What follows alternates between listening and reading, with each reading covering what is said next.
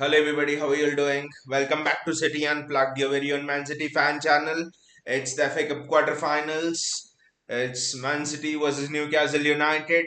For all of the opposition fans who are saying we get easy draws in the FA Cup, in the Carabao Cup, in the Champions League, well, we have not been getting those in the past few years, right? Last year was difficult, Champions League, FA Cup. This year it was difficult. We had to face Spurs away, which is a difficult game in the previous round. Previous year we had to face teams like Chelsea and uh, Chelsea and stuff to go forward in the competition. So it's been a difficult journey of the last few years in cups and stuff. I mean, people are saying that City have not been at it, especially after we have drawn Real Madrid and all. That City have not been at it. It's gonna be no. This is not the general. This is not the usual season for City. We have been below standards and stuff. But bloody hell, we are just 1 point behind the league leaders at this point. We are still in the FA Cup. We are still in the Champions League, which means we are on the course for a treble. For you're on the course for the treble, second year in a row, and still you say that you are not on at your usual standards this season. I mean, let's enjoy it while it lasts. That's what I would say to all of the fans. I mean, people just can't expect City to just play swashbuckling football year on year continuously for 2 years, 3 years. Last season was such a draining one that if this season we had not been doing well as well. Like for example, we are fifth or fourth in the Premier League table, out of the FA Cup, in the Champions League. So I mean, no one would have cared, to be fair, because of what happened last year. So I think it's a tribute to this team that despite what they've achieved last year, they're just going again at full tilt. This is the mark of a champion team. You go again and again and again and again. People say, where is the motivation? How does it not get boring? When you keep winning, there's nothing as boredom. You just want to have more of that medicine again and again. You just want to have more of that feeling again and again. It's only when you're losing that it gets boring. It's only when you're losing that your legs are heavy, that you feel fatigued and stuff. When you're winning, there's no such thing as fatigue and all. I mean the lineup is interesting. I would say we are very close to our strong lineup. Like for example, against Real Madrid, I think this is the lineup is going to go. Apart from two or three places, I think against Real Madrid, Ake starts instead of Guardiola. Of course, Stone starts instead of Akanji, and Grealish starts instead of Doku. Those are the three changes that Pep will make if suppose when he plays against Real Madrid. I think Pep is gonna go with Kovacic in the midfield, especially what he saw at Liverpool. Kovacic came on in the 66th minute and he just changed the game for me. Without Kovacic, we lose that game 2-1, 3-1, or even 4-1. Kovacic just held us just by himself in that he drove us forward. He controlled the tempo. He did everything against that Liverpool team at Anfield. So I think Pep is gonna go with Kovacic and Rodri in the midfield. It's either gonna be Foden or either gonna be De Bruyne. There's just gonna be one choice over there. I know fans might feel he has to play Foden, but then he'll play Grealish on the right, on the left, Bernardo on the right. So this just plays for one of De Bruyne or Foden. Be very surprised if Kovacic doesn't start against Madrid. JSK is here. Hey JSK, how are you doing? You might be very happy, JSK, because Seven Ortega is starting, right? JSK says, Yo Mohan, share your views on quarterfinal draw. I mean, of course, when the draw was being made, I wanted Dortmund. Jeremy Doku is almost going through. That's a nice clearance from Liverpool. So, just given the draw was going on, I like all the other big teams. I wanted Dortmund, but I mean, I didn't want Arsenal because it would take a lot out of us, and Liverpool would benefit from that. Two teams competing for the title race. But for me, Real Madrid is there's nothing scary about Real Madrid this season, apart from the reason that they are Real Madrid. They have the Champions League pedigree. That's all. I would say they are suffering from injuries of their own. Second leg at home. I won't say I wanted the draw, but at the end of the day, I'm happy with the draw, to be honest. I mean, I wanted to avoid Atletico Madrid. That was the only team I wanted to avoid. Not because I was scared City cannot beat them, no, but I was scared that they would injure our players like what they did the previous time we faced them. So I wanted to avoid Atletico. I think you had to face Real Madrid somewhere down the line, be it in the quarterfinals, semis, or finals. I wouldn't like to play Real Madrid in the finals because one off game, you know what Real Madrid can do. Anything can happen in a one off game. So I think I'm happy that we're playing them in the quarterfinals, if not in the semifinals, to be honest. And the main thing here is the second leg. The second leg is at home for us. JSK says only Walker side is worrying me. I mean, Kyle Walker is fired up for those occasions, JSK. Last season, Walker didn't start against Bayern, Walker didn't start against Leipzig, the two legs, and what did Walker do? Came on and shut down Vinicius Jr. and in the two legs. So this is a wonderful attack. Erling Haaland. Ah, there was a pass to be played there by Erling Haaland. So I wouldn't be too worried about the Walker. This thing. You know, Jessica, there's an interesting, crazy stat. Of the last 6 times we have played Real Madrid in the Champions League, we have won 5 of them. Draw one last season at the Bernabeu and the other four. The only one we have lost is the crazy night that happened at the Bernabeu, where we deserved to win the game, but Grealish didn't finish his chances, Sterling didn't finish his chances, and yeah, we somehow lost it. So the last 6 times we played them in the Champions League, we have won 5 times. No other team has this record against Real Madrid. And the other thing is, with City and Real Madrid, the team that has played this the second leg at home has always won. Has always won whenever we have faced them in the Champions League knockout knockouts. So crazy stats, I would say. JSK, what do you think of Arsenal Bayern? What do you think of Arsenal Bayern? A lot of Arsenal fans telling we'll get one over Bayern and all. But Arsenal Bayern Munich second leg at the Allianz Arena. It's for me it's not gonna be easy.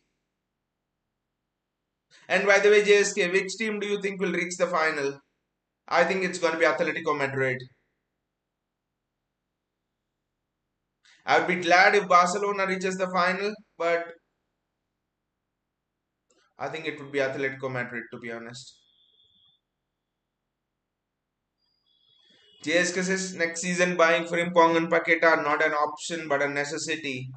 Lucas Paqueta is an absolute necessity, JSK. It is like we do not have anyone apart from Kovacic probably who can control the tempo of the game. Paqueta would fit perfectly in that midfield. Rodri, Paqueta, and Foden. That would just be superb. JSK says Barcelona, but JSK, the problem with Barcelona is Frankie de Jong is injured, Pedri is injured, Gavi is injured. The defense is not that good to be honest. That was a great ball for Isak, but Diaz covers at Kyle Walker. It's not a good start from a City point of view, to be honest. I do not want Newcastle to knock us out of both the FA and Carabao Cup.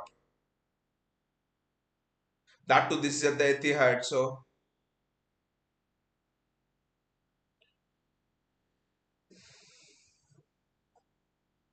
just imagine Jeremy Frimpong in this team with this system. There's actually an interesting story that has come out today afternoon, just about Stefan Ortega. It's that sources close to Pep were telling that at the start of this season, Pep really wanted to start Stefan Ortega as his first choice, and he wanted to keep Ederson as his second choice, which for me is very very interesting. Because I think if you think both shot stopping and playing out from the back, a combination of both, I think Ortega is above Edison.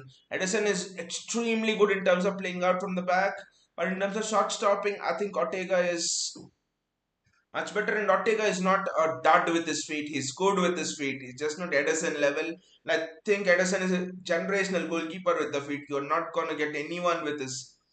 Uh, with this level of quality playing with the feet. JSK is telling, by the way, I'm not watching the match as I'm having my midterms. All the best for your midterms, JSK, and hope that Stefan Ortega will keep a clean sheet. Your favorite keeper will keep a clean sheet, and hope we win and progress to the next round.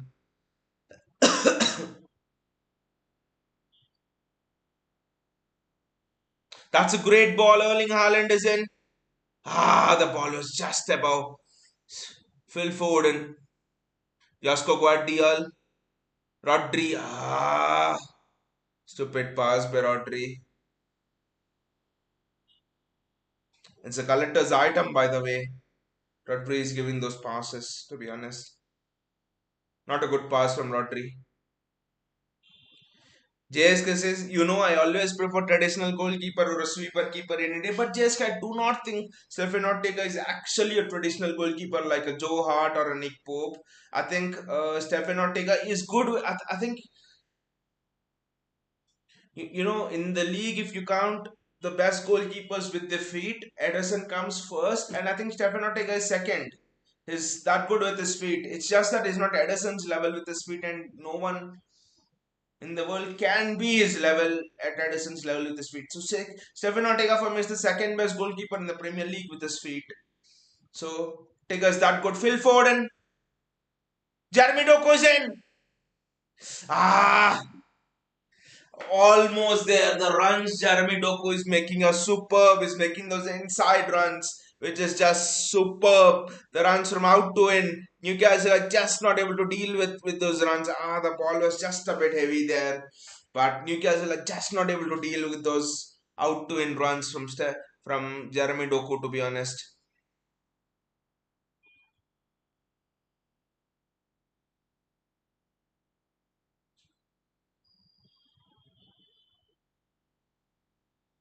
that is very good defending there from Manuel Akanji.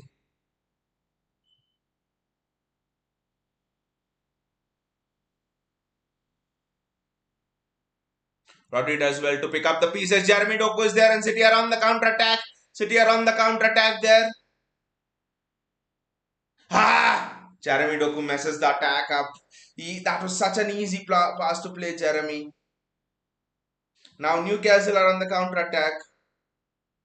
And Isak was anyway offside. JSK says his decision making in the final third needs to improve. His final delivery needs to improve. JSK, but there is potential. There is absolute potential. See, if someone like a Raheem Sterling can improve that much, I think Jeremy Doku for me has a better skill set than Raheem Sterling overall in terms of finishing, the technique and stuff. And Raheem Sterling, I know he's done exceptional hard work in those training sessions, but Jeremy Doku has a better skill set already than Sterling. It's just that how much he can work on it.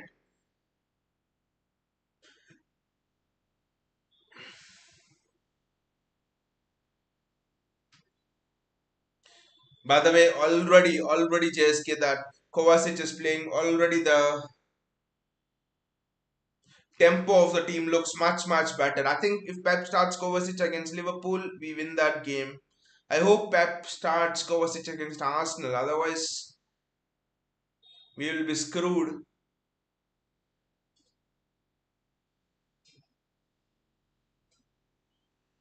Bernardo Silva, Kyle Walker on the overlap, and Kyle Walker with a city cross. I mean, it's almost that I wanted to say Kyle Walker with a city cross even before he made that cross.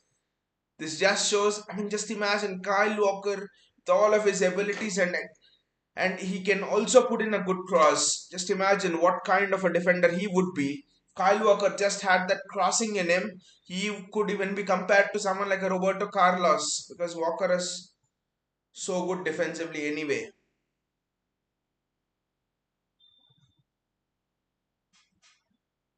Akanji is looking so calm.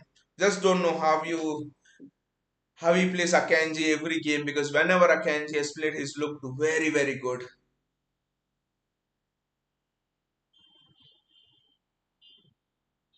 I don't know how Pep accommodates all three Akanji, Diaz, and Stones. I just don't know.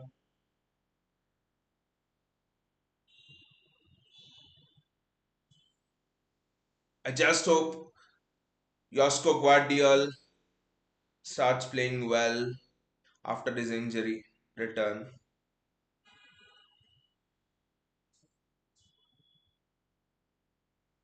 Jeremy Doku, Kyle Walker on the outside. Jeremy Doku. Jeremy Doku wants to play 1-2 with Foden, but no.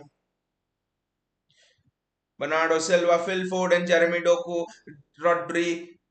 Rodri spreads it out to Josko Guardiol, who's having all the space. Josko Guardiol comes inside. Mateo Kovacic, City are camped at the edge of Newcastle box. This is interesting. Rodri, he almost thought to play the traditional diagonal pass to Walker, but ignores it. Rodri again. City are just, camped at the edge of Newcastle box. Manuel Akanji joins in. Akanji to Guardiol. Guardiol again. It's all happening at the edge of Newcastle's box. City are looking for that one weak moment to make that final pass and bounce. Phil Foden. And the ball deflects and goes in. Bernardo Silva with the shot. Bernardo Silva takes the shot. It's a deflection. It was a looping shot and it goes in. It almost went in such a way that time stood still. It was almost that you could see the ball looping in. The goalkeeper could see the ball looping in his far corner, and the goalkeeper could do shit. The goalkeeper could not do anything. Just want to see. I think it's an own goal, but kudos to Bernardo Silva for taking that shot, and City take an early lead. Let me just see the shot, and then I'll take a comment. JSK, Rodri, Bernardo Silva. I think it's of Jamal Lascelles. But was the shot going in? I think it is the Jamal Lascelles. Yeah, it's a Jamal Lascelles' own goal. The shot was not going in, but kudos to Bernardo Silva for trying. And City get the lead. City lead 1-0. JSK says who is a good right back available? Frimpong. I can look at Jan Kuto, JSK, Jan Kuto, Jeremy Frimpong. Hakim is not available, so it's Jan Kuto and Jeremy Frimpong. They are the two fullbacks who are available.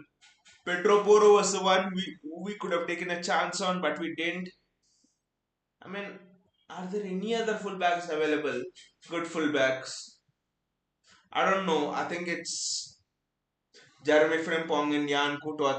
Joshua Kimmich. There was a news today that City want one of Bruno Guimaraes, Lucas Paqueta, and Joshua Kimmich. City want to buy one of these three, which is actually interesting for me. Who would you go for? Guys, who would you go for? JSK and Gatham, who would you go for? Joshua Kimmich, Lucas Paqueta, and Bruno Guimaraes. Who would you actually go for? Jeremy Doku makes a run.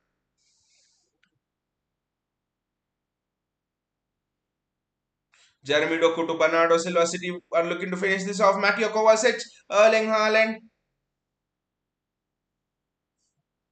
Haaland almost gets there. Gautam is here. Hey Gautam, how are you doing? Hey there, citizens, and we 1-0 up, Gautam. We 1-0 up.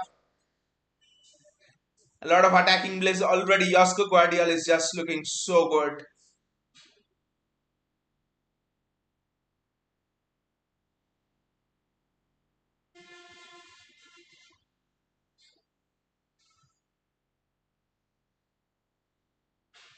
I think Bruno Guimaraes, for me, out of all of these three, Bruno Guimaraes is the most interesting one. For me, again, the price tag doesn't matter here. They're asking for 100. We might settle for 80. That is there. But out of these three, Bruno Guimaraes is very interesting for me. The reason being, I think Bruno Guimaraes can take up the Rodri role. He's very good playing as a DM, out and out DM. He's also very good playing as wonderful ball from Stefan Ortega. It's just a bit off the mark, but yeah.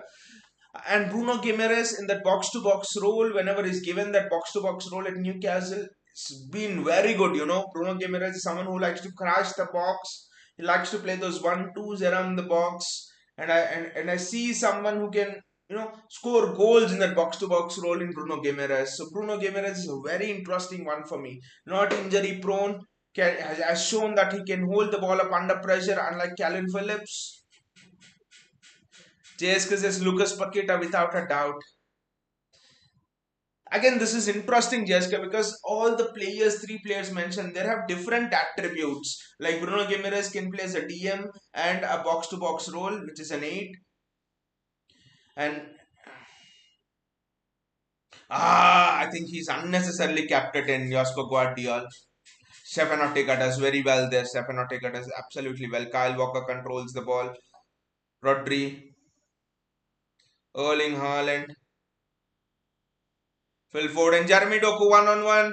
Jeremy Doku one on one with his fullback. I think Doku needs to go back, and it's Mateo Kovacic.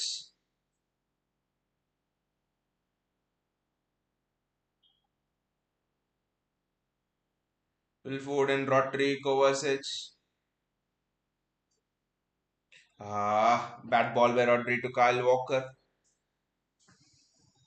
But yeah, the interesting thing is, Lucas Paqueta can play in that box to box role. He can play cam, he can play on the right wing, he can play on the left wing, he can play false nine.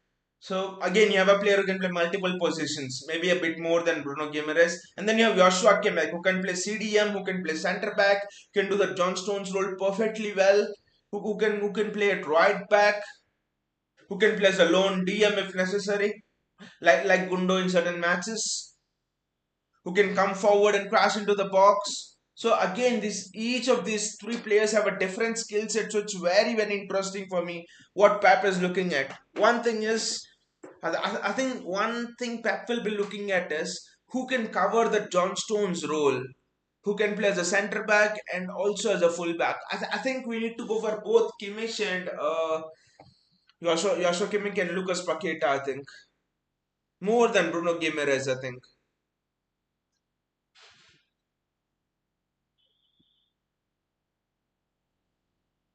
I know it's important to find a cover for that rotary position, but then again, I think Lucas Paqueta and Kimmich can fill in that role. We've seen that Kovacic can do that role, so it's interesting. The summer transfer window will be very interesting, not just in terms of players, but the summer window will also be interesting in terms of who the. It's an attack by Newcastle, and it's a City goal kick. Good ref, good decision, ref. I mean, the entire transfer market will be very messed up and interesting this season. That's because there are almost 9 managers on the move. If I have to count, there are almost 8, 9 managers. Tuchel, Xavi Alonso. Then you have Graham Potter, who's empty. There's news. Mauricio Pochettino could be sacked. Don't know about the situation of Ten Hag. Nagelsmann is free. Ruben Amorim is said to be in the market. Jose Mourinho is free. There's news that he might return to Newcastle or Chelsea for a brief stint. So there's literally 8 or 9 managers who are available this summer. And how that will impact is the transfer market is the managers will look to freshen their squads, buy a particular profile of players, look to sell their projects to those players. So will be very interesting. And Mbappe is moving as well in the market. You don't know what that will create in the market. Oh, so you don't know what kind of players PSG will go for. PSG might take Bernardo Silva. You don't know. I hope that doesn't happen. Isak just defend. Just do not let him get on his stronger foot on the right.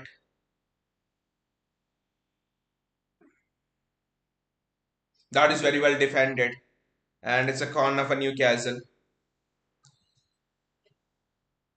So the transfer market as well at the end of this season will be interesting, and I think we'll also have to keep in mind that we have bought Savio already, who for me is a great signing on the right hand side. I mean, you suddenly play Grealish and Savio on both the sides. That is, if Bernardo, for example, leaves because of his low release clause, suddenly you have much more control. It's Brian Murphy with the corner.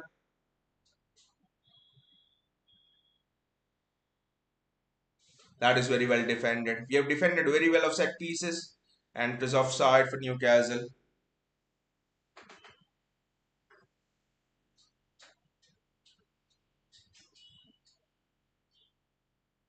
JSK says Julian Nagelsmann will be free too. I think he should be the one to replace Pep. Jessica, for me, I think Julian Nagelsmann has not been someone who can handle big characters in the dressing room. I know Bayern is a Hollywood FC and stuff, but even generally as well, I do not think Julian Nagelsmann is someone who could handle those big egos in the club, for example. So, and I think City have big players in the dressing room, lot of big players. I mean, you do not get to realize it as much because Pep is the biggest of them all. His aura is bigger than all of the superstars. But if you just remove Pep and see the kind of players City have, each one is a superstar of their own. Each one is the best in his position of their own. If you see Ruben Diaz, if you see Ederson, you see uh, Walker, you see Haaland, you see KDB. I do not think I would like Nagelsmann to manage them, to be honest. The next manager is actually interesting for me. Oh, Pepe's 2 years, but in 2 years anything can change. But I've always wanted Roberto Di Zerbi. I mean, before that I wanted Kyle Walker. Sorry, before that not Kyle Walker, obviously, but I wanted Graham Potter. But then after seeing what happened with Graham Potter at Chelsea, I don't know. For me, Roberto Di Zerbi would be very interesting. To be honest, I would not want Julian Nagelsmann for sure. Gautam says Di Zerbi might go to Barca. That's what Gautam. It's going to be really interesting this summer. Who goes where? It's so I haven't seen a summer like this where so many managers are free, and then Thomas Tuchel is free as well. Where will Tuchel go? You might just end up that most of these nine managers might actually come to the Prem. You don't know. Chelsea might bring in someone, and where will Jose go? Chelsea might bring in someone like a Jose. Where will Tuchel? Just don't know. Loose pass and Ortega does well. Phil Foden does extremely well, and it's Mateo Kovacic. Kovacic recycles the ball well. Rodri, Jeremy Doku, good ball, but Doku not a great ball. Good ball, I would say. Rodri, let us score one more goal, and then we could maybe watch the match in peace on a Saturday evening. To be honest,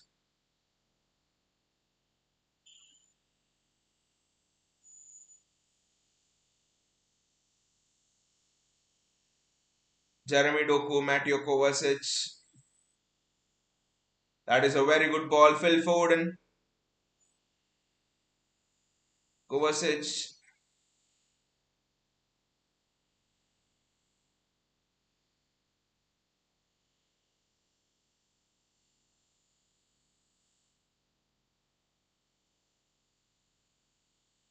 Rodri.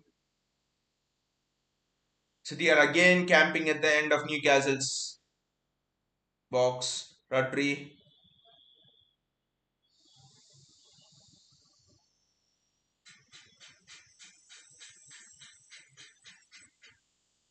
Foden's just maintaining the ball very well there. Rodri again. Foden's just improved so much in terms of retaining the ball in the midfield. He's learned that pausa, which I think is actually a very difficult skill to learn.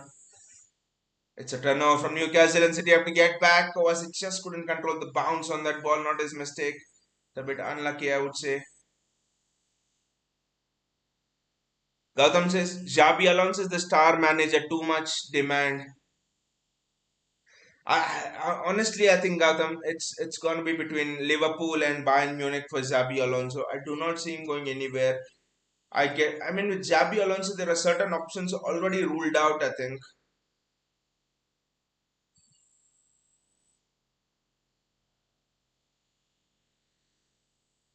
you cannot see Xabi Alonso going to Barca because of his history with Real Madrid.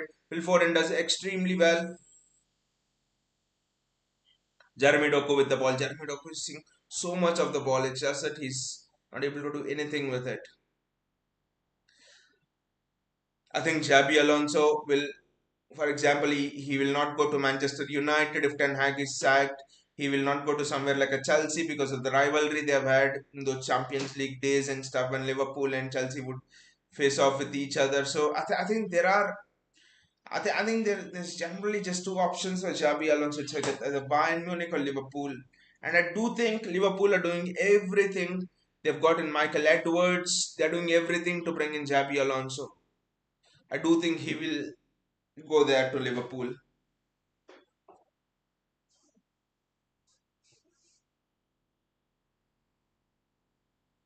The big thing is, where will Jurgen Klopp go? Will will Jurgen Klopp go to?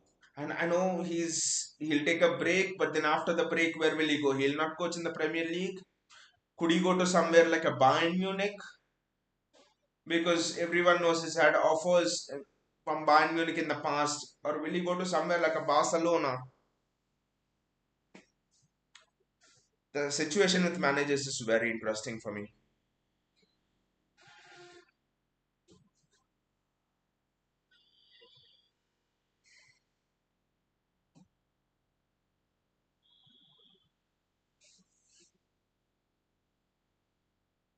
I think we need to score the second.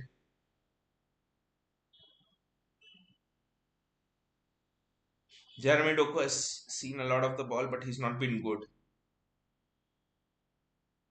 Ruben Diaz does extremely well there. That turn of pace from Diaz is good. Jeremy Doku. Doku does extremely well. He has to play in Haaland here.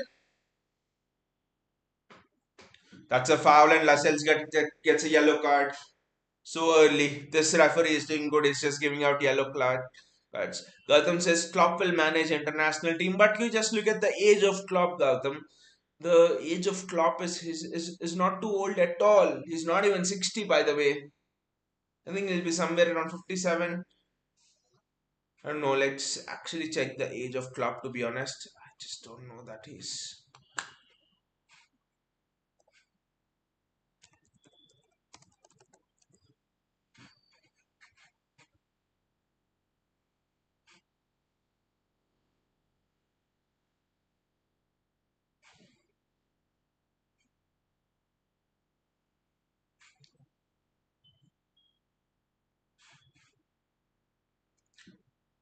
JSK says probably Real Madrid. That is a genuine possibility, Jessica. That's a genuine possibility. Just imagine, just imagine Kylian Mbappe, Vinicius Junior, Rodrigo, with Jude Bellingham in the midfield, behind them, and Alfonso Davies at left back.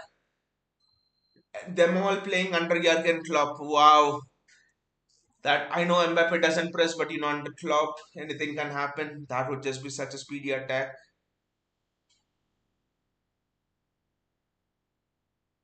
Erling Haaland does extremely well. They're shielding the ball. And Newcastle win the ball back.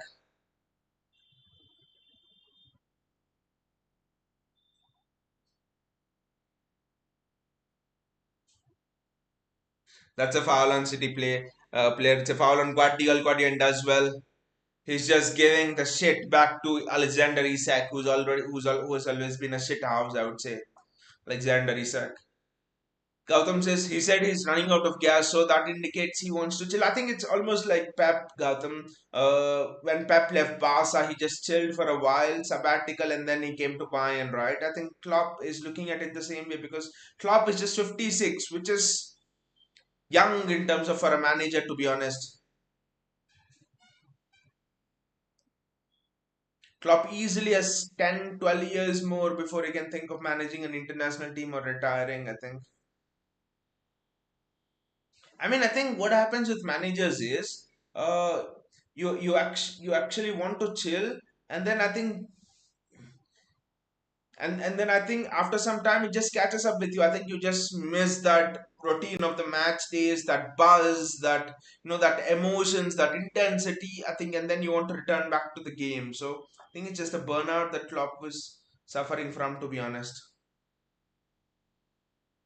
And by the way, Antonio Conte,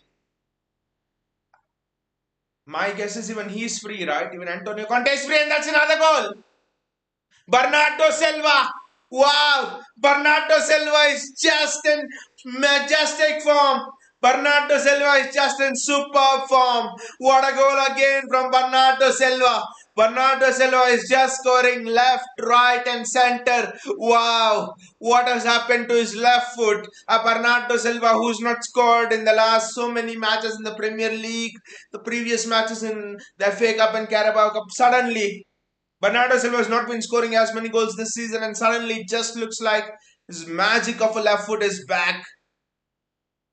Cutting in, and wow. If the first goal was deflection, own goal, this goal is just about the mastery, just about the poise.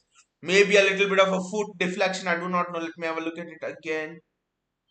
Yeah, it's another deflection. It's off the head of another Newcastle defender. Yes, it's actually off the head of another Newcastle defender, and probably I think goalkeeper might have saved that. But anyway, Bernardo, kudos to take the attempt.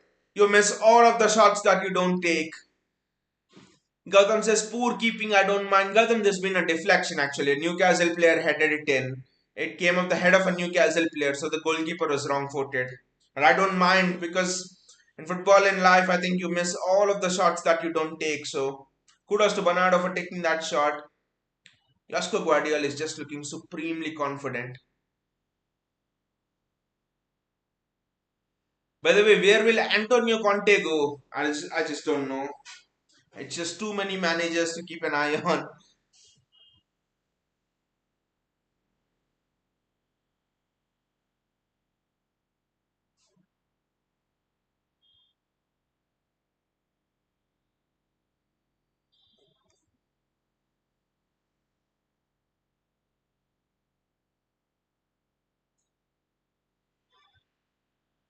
By the way, the schedule is interesting between those Real Madrid matches because we play Real Madrid and then we play Luton at home and then we play the Real Madrid next leg at home. So I think the schedule is actually a little bit more kinder to us when you compare to someone like an Arsenal who play Bayern at home, then they play Spurs away, then they play Bayern away. Wow, that schedule will just be so interesting. Spurs away, Bayern away in a row.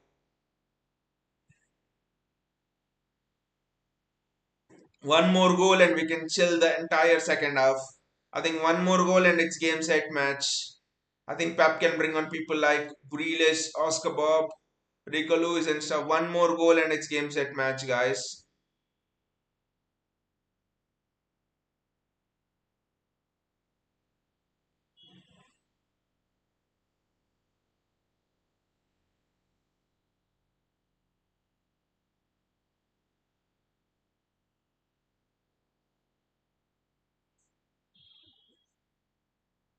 Again, Jeremy Doku with the wrong ball.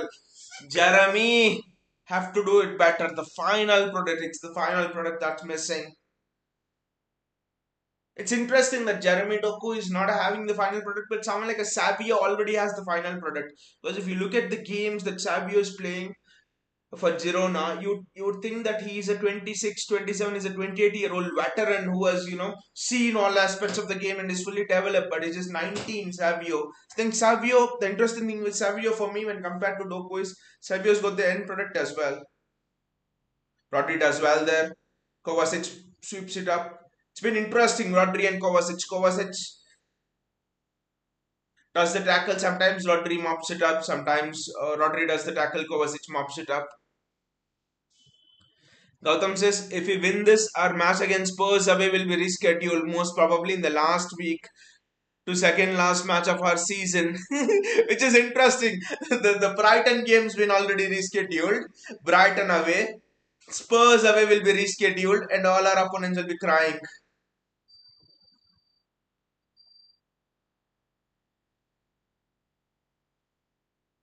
Because I think, if I'm not wrong, that Spurs away is before the Real Madrid away game, I think. What a save by Stefan Ortega!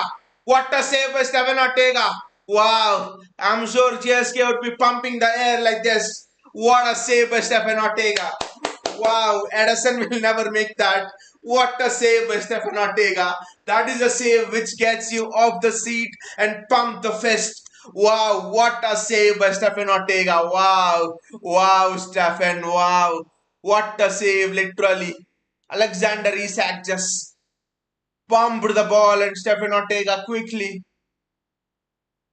Wow, with this with his hand. Wow, Stephen Ortega, to be honest, doesn't deserve to be second. Stephen Ortega doesn't deserve to be a second goalkeeper. It's a crime in itself. Wow, what a save from Ortega, to be honest.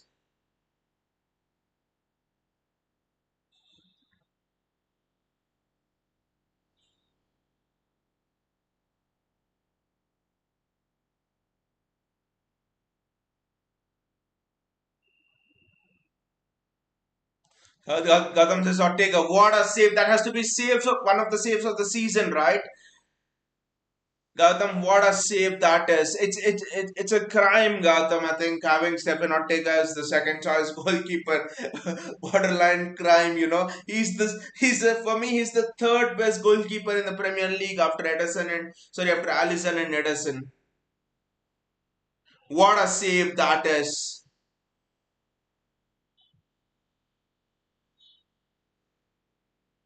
Wow. I think we could do with having Stephen Ortega as a goalkeeper in the Champions League. I think, to be honest. Doku does well, but as usual, the final product is shit. 2-1 in the match is just on. By the way, there's a line of thought, Gautam, that most of the City fans, I've been reading it in social media as well, want Stefan Ortega to actually continue as the first choice even after Edison comes. Because they feel that Liverpool second half, you see how many saves Ortega has made. He had made a save of Luis Diaz, he has made a close range save of Darwin Nunez and stuff. So, a lot of people say that if Edison was there in the second half instead of Ortega, we would have solely conceded. So people want Stefan Ortega to start.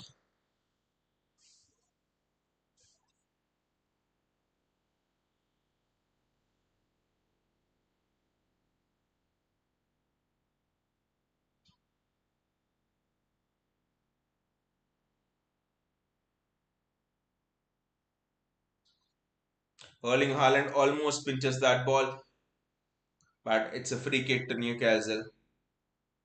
Again, what a save from Stefan Ortega.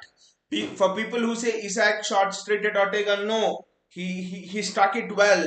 Ortega had to dive to his right hand side, or rather left hand side, and stick his palm out. Strong palm out. So Stefan Ortega is superb there. I just felt like getting out of the seat and punching the air like this in passion. What a save.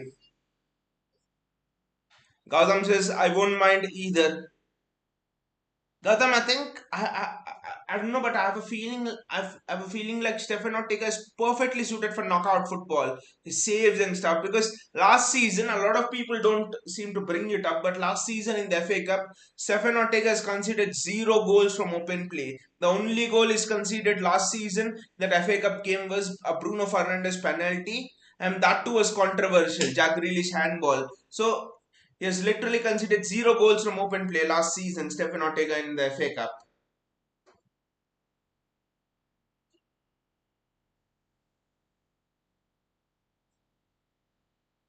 This season as well, now he has kept a clean sheet against Spurs. If he keeps a clean sheet here, it will be interesting because the Luton one was a freak, I would say. Both the teams were, open and there were some long range bangers which no one could do anything about. So those were freak goals against Luton. But apart from that, you see Stefan Ortega has been solid this season as well.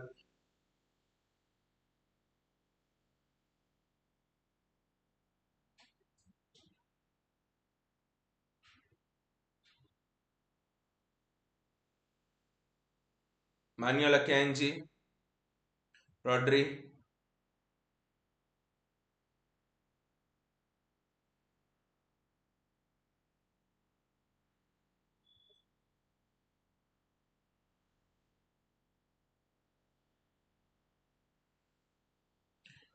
Jeremy Doku, Phil Foden does extremely well. Phil Foden goes through on goal. Ah, that is elite skill from Phil Foden. What a piece of skill from Phil Foden. I do not have any words to describe, to be honest. Just see, wonderful pass from Josko Guardiola and just see what Foden does here. This is wonderful there. He was not going to pass to Haaland over there. But you look at that skill. That skill is just superb there from Foden.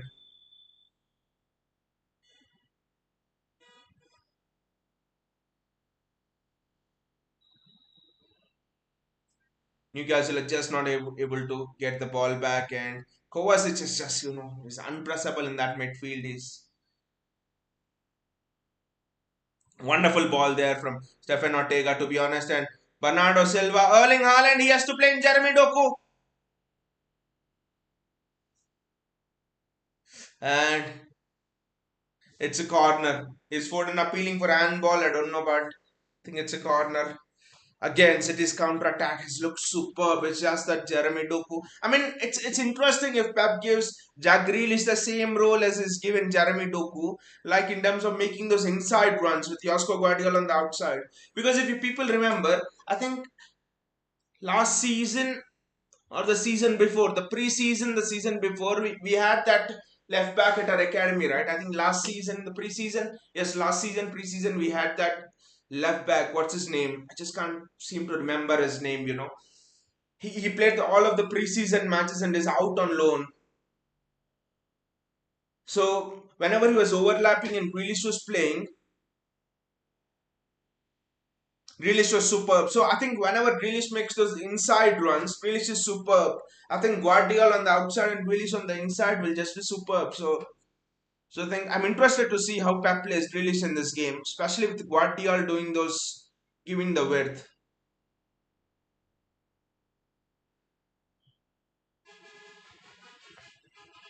Bernardo's corners have been really good. I hope he takes more for us this season, because otherwise, when KDB's corners have been shit. I mean, I know we scored against Liverpool, that was a fantastic corner, but in general, KDB's corners have been shit this season. Foden's taking them now. I think this is off the training ground. Phil Foden with the corner.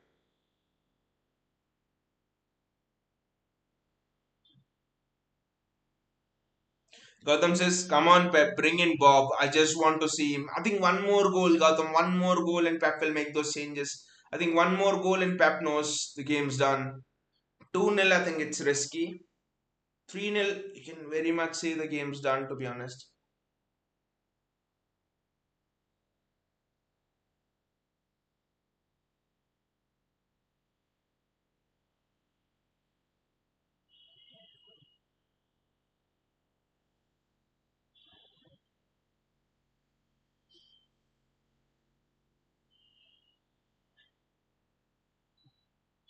Bayaji is here. Hey, Bayaji, how are you doing? Bayaji says, Doku trying his best to impress Pep before Drill is back with full fitness. He lacks the final ball and brain. Wow, Bayaji, I agree with the second point. Brain. And Doku goes through as we say this, he lacks brain. And you're correct with the point, Bayaji. He lacks brain and he's missed it. 1-on-1 with the keeper. He's missed it. Honestly, it was a good save, I would say, but has missed it. Doku. Literally, in certain situations, it just seems he's not using his brain, but is trying extremely hard. But Bayaji, it will be interesting to see Jack Grealish make those exactly you said, and it's the perfect moment. But Bayaji, it would be interesting to see Grealish make the runs which Doku is making, which is inside runs, out to win. Because all we have seen Grealish last season, couple of times season before, but generally last season is hug the touchline, maintain the width, which that was a close header, yeah. Hug the touchline and maintain the width, which is sort of wasting Jack Grealish and his talents. Because just look at the repertoire Grealish has had at Aston Villa. The way Jack Grealish would play at Aston Villa with his dribbling skills and all of that. So, so I think it will be interesting to see Guardiola provide the width and Grealish make those out to in runs. And that is his strength, I think. If he makes those out to in runs, then I think the opposition will face so much difficulty. Suddenly you have suddenly you have the opposition right back and the opposition right centre back, Grealish making runs in those channels, Haaland making runs in the centre between the two centre backs. Now the two centre backs will have a choice to make, to whether to leave Grealish one on one. I mean, it will be. a nightmare for opponents if Jack Grealish can start making those out to in runs. To be honest, but again, it is not possible with Nathan Ake because Nathan Ake, whenever he plays, he inwards into the midfield and stuff. But whenever Guardiola plays, I think this is the reason why Pep is playing Guardiola at left back. I think everyone who's thinking why can't he play at centre back, I think he's the only full back we have who can overlap, who can make those overlapping runs. Because every other fullback, even when John Stones, even when he's played it, I know he's not played left back, but even when he's played it right back, he goes into midfield, which is his strength. Akanji goes into the midfield, can't overlap as much, and that's a ball giveaway. Bloody hell.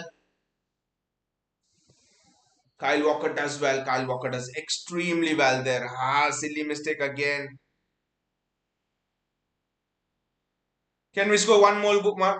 Kovacic's driving. He gives it to Jeremy Doku. Can he show an increased IQ? Ah, Doku just can't get there.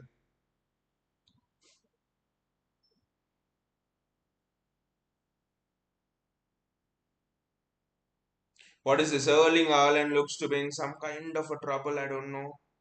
Ah, hope that is not injured or something.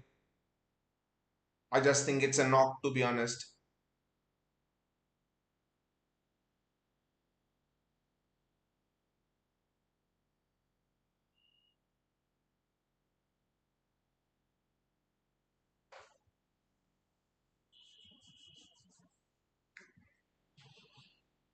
And it's half time. It's 2-0 to City. Some people might call it deflected goals, but I would call it well taken shots because you miss all of the shots that you don't take. So Bernardo Silva, City, the build up around Newcastle's box was very very good. City made those. Bernardo Silva created the angle and then he shot. So without shooting from that angle, you don't ask the defender a question, and when you don't ask him a question, it's nothing. And there's already confrontation between Bernardo Silva and a Newcastle player. Again, Newcastle players are such shit houses. They're asses. It's good that we're leading them 2-0. It's good that Kieran Trippier did that and Newcastle lost in that quarterfinal or something to Chelsea. They're a bunch of asses, Newcastle players. Most of them. Fabian Schär, Isak, don't particularly like Anthony Gordon as well. A lot of shit houses in there. None more than Bruno Guimaraes. Maybe one of the reasons I don't want him near our team. But guys, I think we are coming towards a time where I think Pep will make a decision like, I mean, he wasn't there when he made it at Barcelona, but it will be something like Ter Stegen and Claudio Bravo. I think Ortega and Ederson are on that level. To be honest, I think one place in the Champions League, another place in the Premier League.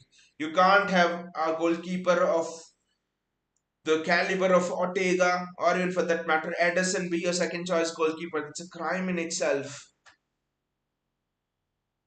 Stefan Ortega has proved it with his performances over the last season and even this year as well. So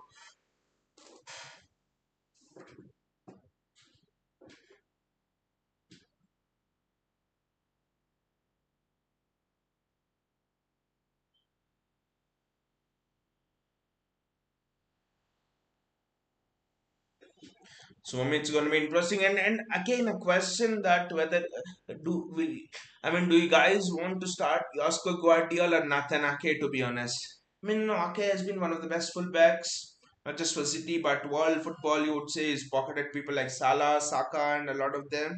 But again, I think with Josko Guardiola, you get that width where you can have someone like a Jack Grealish, make those inside runs, or even Doku who's playing there make those inside runs, and suddenly when Walker, Guardiola are giving the width, you have, for example, Doku or Grealish, Haaland and Bernardo Silva, the three of them making those inside runs. That means suddenly the defensive structure, the midfield structure of the opposition is disturbed. I mean, it's an interesting question against Arsenal. I mean, Pep will start Akeno, but Guardiola just provides you something different. I know the repercussions of that could be. maybe you lack a bit of defensive solidity which Ake provides.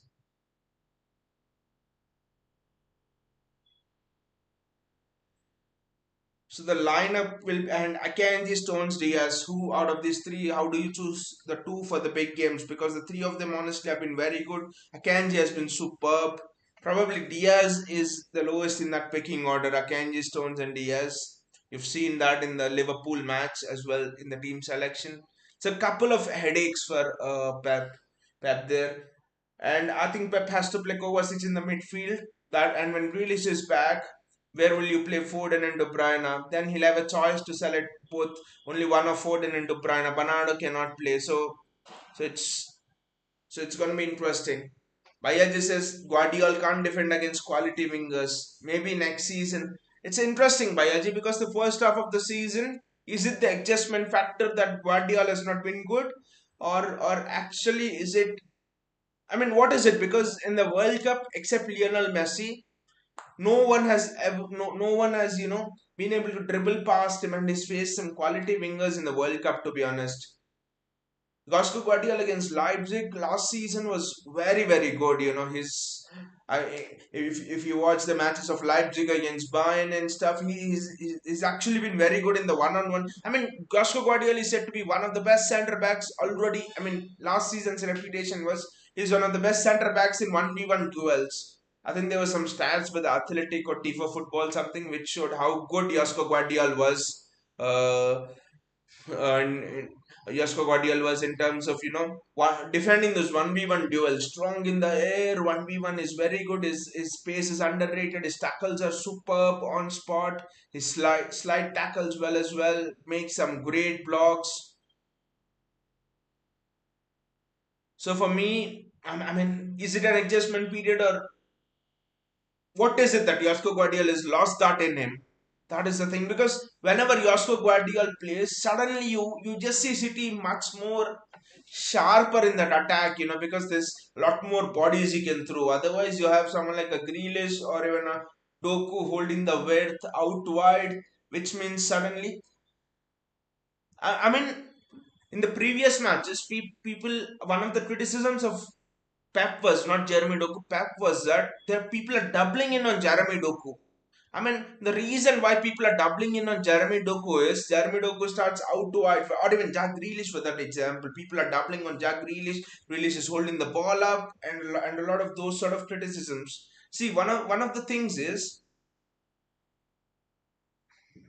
yeah, one of the things is when you're maintaining that width, I think, and you're coming in from out to in, when you're maintaining that width and coming in out to in late, when you receive the ball on the touchline and try to come in, I think it's easier for the opposition to defend against you, because the fullback and the winger will double up on you.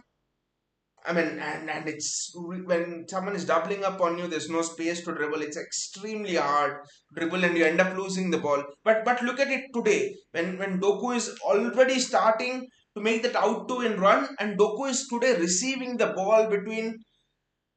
Doku is today receiving the ball between the opposition fullback and the opposite Newcastle fullback and the Newcastle centre back, which means the winger cannot come back and defend. He cannot double up there because Doku is already on his out to in run. He's already making the run in that space.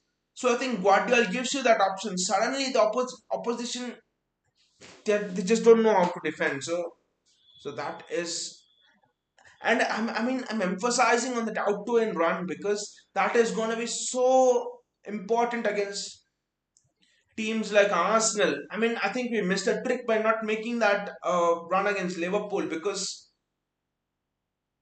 it was far too easier to defend against Doku against Liverpool. For example, I mean, Julian Alvarez, Doku, whoever played on that side and they maintained the width. So I think that out to and run is so critical. It's so important, to be honest. Against Real Madrid, it will be so important. Against Arsenal, it will be so important. Because suddenly you're dragging Arsenal's fullback and centre back out.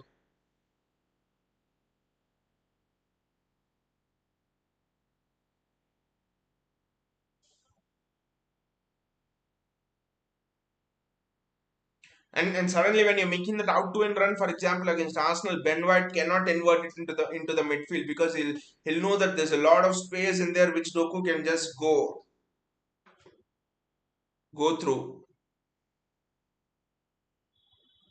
I actually think Pep is. I mean, when is it last that we have actually seen? I mean, Leroy Sané days when David Silva used to play those balls to Leroy Sané for that out to in run, and after that, and that too, Leroy Sané would start, wide up the pitch. Here, Doku is almost not even starting wide. He's almost playing as a left attacking mid in behind Haaland. So in a way, I think this is Pep Guardiola's antithesis to inverting fullbacks. To be honest, because for example, you see Ben White inwards and Jeremy Doku, and when Jeremy Doku, for example, is holding the width, it's easier for Ben White to recover because he's outward, he'll take time to come in. But when your starting position is in the inside channel, I think it will cause problems to teams who want to invert their fullbacks. It's an antithesis for me to inverting fullbacks, to be honest.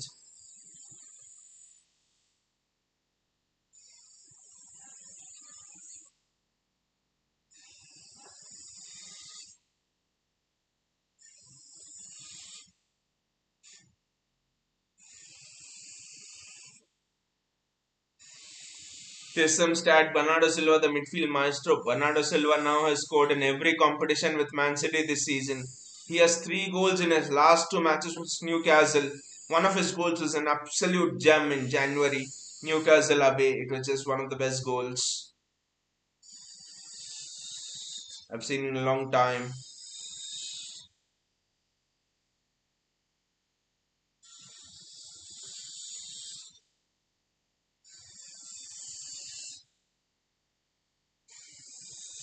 That skill by Felford, and they're comparing it to Ronaldinho's Elastico. Ronaldinho had that Elastico skill in him. Wow, what a player this guy is, Phil Ford, and he's been exceptional. Look at that pass again from Josko Guardiola there. Guardiola has had a great game, I would say. Wonderful game.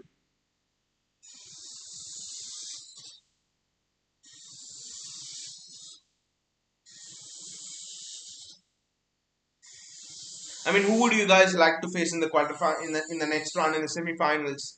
Because I think I mean, interesting. Coventry City is through. I think Chelsea will be through. One of Liverpool or Man United. I mean, Arsenal would like Liverpool to be through, and then they would like a face-off between City and Liverpool. To be honest, I think because that would maybe take a bit out of Liverpool and City as well.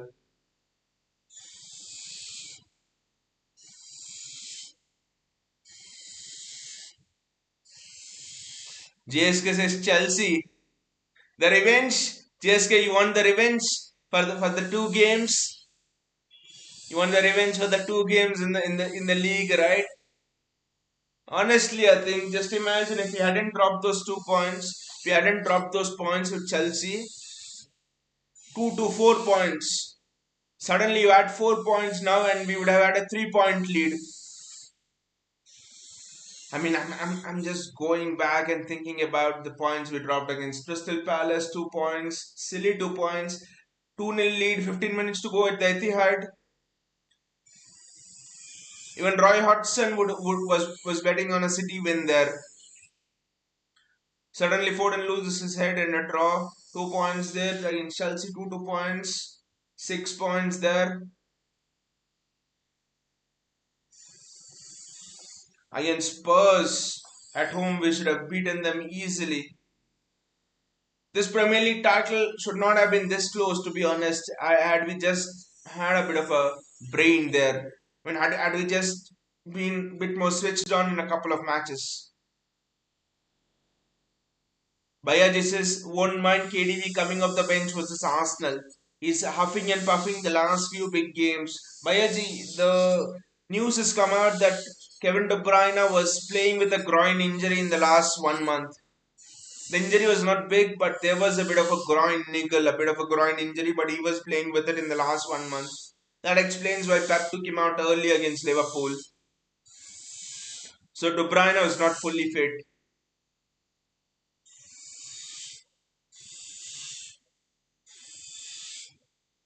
Honestly, I would say there is no place for both Foden and De Bruyne in this team. Honestly, there's no space for both. And people say play Foden on the left, but what does he offer you on the left? Foden is even defensively. Foden doesn't offer much on the left, to be honest. And when Grealish and Bernardo comes, I think both of them start, and Haaland starts. That's a front three. So I think you can play only one of KDB or Foden, to be honest. Because Rodri and Kovacic for me have to play. If Kovacic doesn't play, I think we'll find it extremely difficult against Madrid. We'll find it. I can't even visualize us not playing Kovacic in that midfield with Rodri against Arsenal. Arush is here. Hey Arush, how are you doing? Arush is feeling bad for Newcastle's keeper. He did his best for saving both the goals, but good for us. Again, Arush, like I would say, you miss all of the shots that you don't take. You miss 100% of the shots that you don't take. So Bernardo created the angle, he whipped it in. He asked the defender a question, and the defender tried to defend it, and it hit him and went to goal. And honestly, I think I don't have any sympathy for the Newcastle goalkeeper because I particularly don't like the Newcastle players. They always do some shithousery against City. But I know where you're coming from, Arush, because last time you said that you were a goalkeeper. You are a goalkeeper yourself. So I know where you're coming from. But honestly, from a Newcastle team point of view, they are a bunch of shit houses, and I don't particularly like most of the Newcastle players. Arush says, "Hello, finally my boards are over." It's free time. It's free time, Arush. It's free time. Boards are over, and that too right in time for the IPL as well, and right in time for the crunch time of the Premier League as well. The Premier League, the Champions League, and stuff. JSK says after the Crystal Palace game, Foden has turned mature. That is the one reason, JSK, why I'm happy with us dropping points at Newcastle at the Crystal Palace game, because we don't drop points at that Crystal Palace game.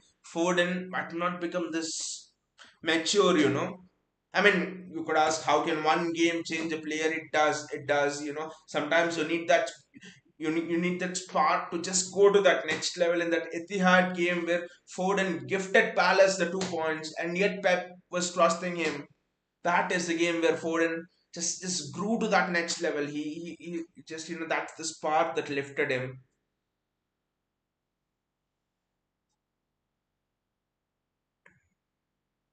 Arus says we are playing good today. We are having many big games coming up. It's tense. It's tense. Arus, it was tense the last week as well against Liverpool. I thought all of us were looking and watching it shock.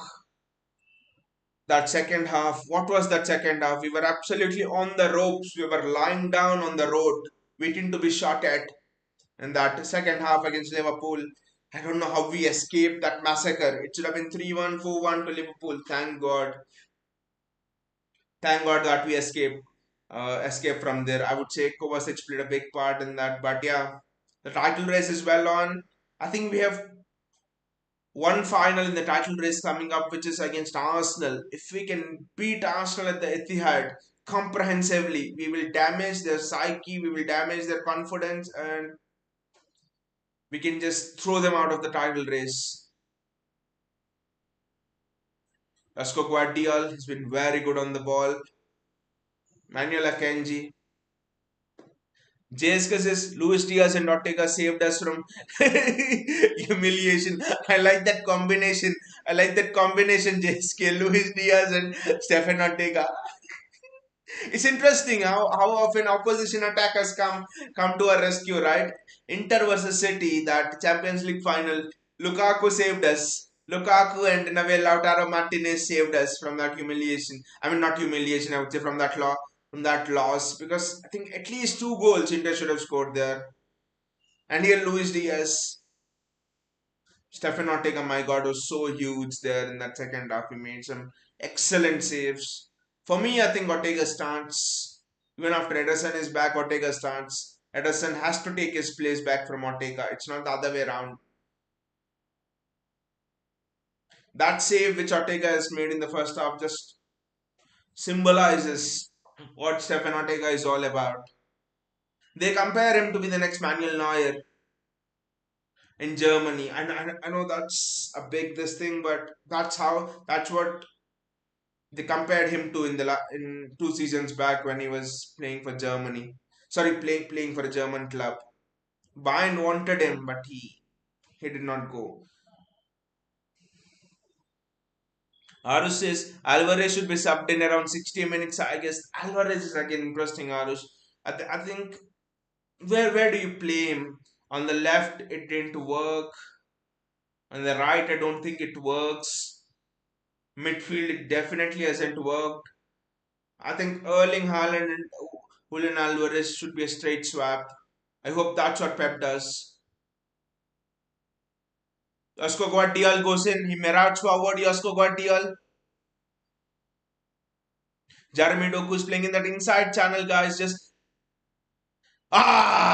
great save from the Newcastle goalkeeper and good shot, good 1-2 between Doku and Guardiola. Look at that. This is what I would love to see when Jack Grealish comes on. This is where Jack Grealish is an absolute beast. If you can allow Jack Grealish this kind of opportunities, inside channel, Guardiola on the outside, 1-2, Jack Grealish will destroy you. I would love to see Grealish subbed on, to be honest, and him making those runs on the inside channel. Jeremy Doku, Mateo Kovacic. By the way, Arush, what's the best position for Julian Alvarez? Because we are not able to understand it. I'm just thinking it's a straight swap to Haaland. Otherwise, I do not think he has a position in he has space in the team. To be honest, Arush says let's hope for no injury during international break. But you see, Arush, how cunning Arsenal players are. Ben White apparently has pulled out of international duty, citing some reasons I don't know. So Mikel Arteta is already playing that game. Gary Neville was actually telling a week ago on his show Overlap, I think he was telling how Sir Alex Ferguson would let his players come up with reasons, especially at this time of the year, so that they escape the international break. I hope nothing happens to Foden because that will be an absolute disaster. Already no KDB, no Foden, then that will actually be difficult for us. For me, I do not want anything happening to Foden and Rodri as well in that international break. Bernardo Silva, Jeremy Doku is switched on to the right hand side now. Good ball and good clearance out. Aris says, yeah, Haaland and Alvarez should be swapped for now. Later, he can also play as a false nine. Not sure though. He can play as a false nine. Absolutely right. Aris, he can play as a false nine, and he can also play just behind just behind Erling Haaland. There was this stat, Julian Alvarez has 8 goals and 8 assists in the Premier League. There was this wonderful video compilation by T for Football where they showed each assist or goal by Alvarez, and whenever he has scored each one of those 16 goal contributions, whenever he has contributed, every time he just played behind Erling Haaland as a second striker. And whenever he's been shit, he's played in the midfield, he's played as a double pivot. I mean, against Chelsea is an example where he was given the role aside Rodri, for example. Julian Alvarez a double pivot. Can you just imagine? Wonderful ball by Mateo Kovacic. Just too heavy. And Walker cannot get there. If he cannot get there, I guess even Superman cannot get there. So I think for me, Julian Alvarez's best position is in a 4-4-1-1 where you just play off the shoulder of Erling Haaland. In that way, you can keep Haaland up top and Alvarez will do all the heavy lifting and pressing for Erling Haaland. But I think the problem is when you play a 4-4-1-1, then where do you play someone like a Foden or a De Bruyne? Because you cannot play a double pivot of Rodri or a Foden or Rodri on a De Bruyne. That doesn't work. So that is the big question in playing a 4-4-1-1. Have to see what Pep Guardiola has in his mind for Julian Alvarez, to be honest, because he's another great striker, young striker, but a great striker who doesn't deserve to sit on the bench.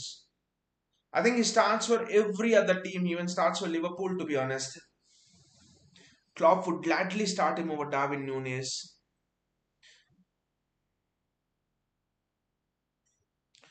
Kovacic does extremely well there. That is the power of Mateo Kovacic. Look at Mateo Kovacic driving through the midfield, playing through the press. He's known as the boss of the press. For a moment I thought the back of the net would buzzle. What a shot by Erling Haaland. It's just wide. Aru says Alvarez is always better when he plays near Haaland as a second finisher or attacker. Yeah, I've seen that video exactly. And even before seeing that video, I think Arus, we all quite knew that whenever Alvarez was playing in that cam role or the 8 role, he was just shit. That shot was so close. But all of that previous attack was about Mateo Kovacic and his power of driving through the midfield. With Mateo Kovacic, it's a lot of people have City fans have written him off and stuff in the first half of the season. But I think people just need to look at there's this video on YouTube which is, a master class in beating the press.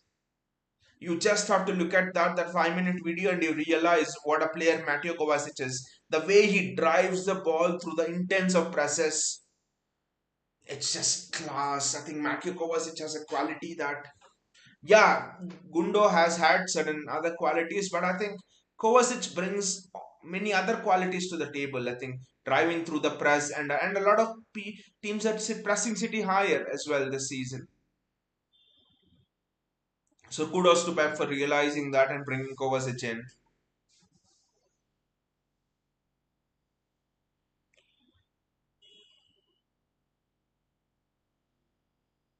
This game for me, yes, Bernardo scored the goals, Doku was good, Haaland's looking good, making the runs. But for me, this game has been about Kovacic again. That Liverpool second half, I think Kovacic saved us from a massacre, and this game again for me is all about Mateo Kovacic.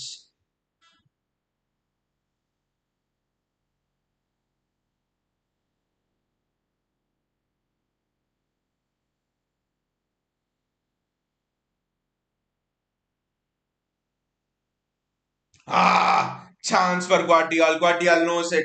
Chance for Guardiola for his ability and for his class. Guardiola needed to put that in. Aru says, I feel Kovacic is underrated. His performance in last few 6 to 7 games is great.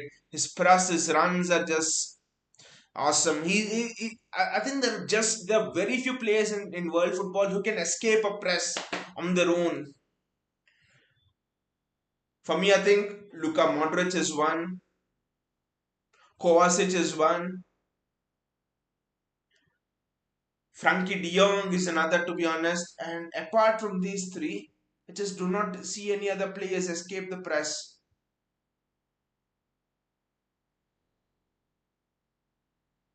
I think Phil Foden was just offside. It's interesting to just have a look and notice that there are so few players who are actually press resistant. There are so few players. I mean, being press resistant is one thing because you could argue Rodri's press resistant. You could argue this and that, but taking the ball and driving through the press is a whole different thing. I'm sorry, but I do not think thinking about it. I do not think even Luka Modric can actually take the ball and drive through the press. Yes, his press resistant can make those passes, but taking the ball and driving through the press, I think Kovacic is one. But apart from that, maybe Frankie De Jong can do that. I just cannot remember any players who could actually do that, taking the ball and driving through the press. Alexander Isak, Kyle Walker does well. That's a foul on Kyle Walker. Dan Burn is just an absolute shithouse. Can you name any players who can actually take the ball and run through the press consistently? I'm just Bernardo Silva is another,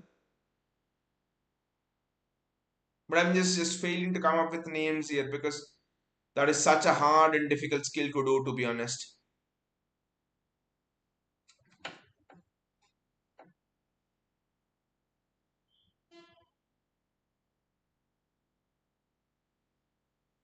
I think Haaland was offside. Newcastle is playing such a high line now. I think Doku just needs to time his run and finish Newcastle off. It's raining at the Etihad as well.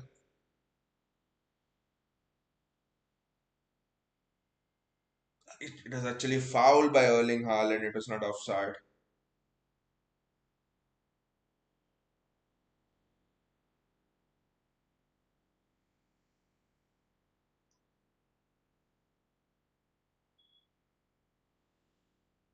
Stefano got as well, and I think we need to hit Newcastle on the break here.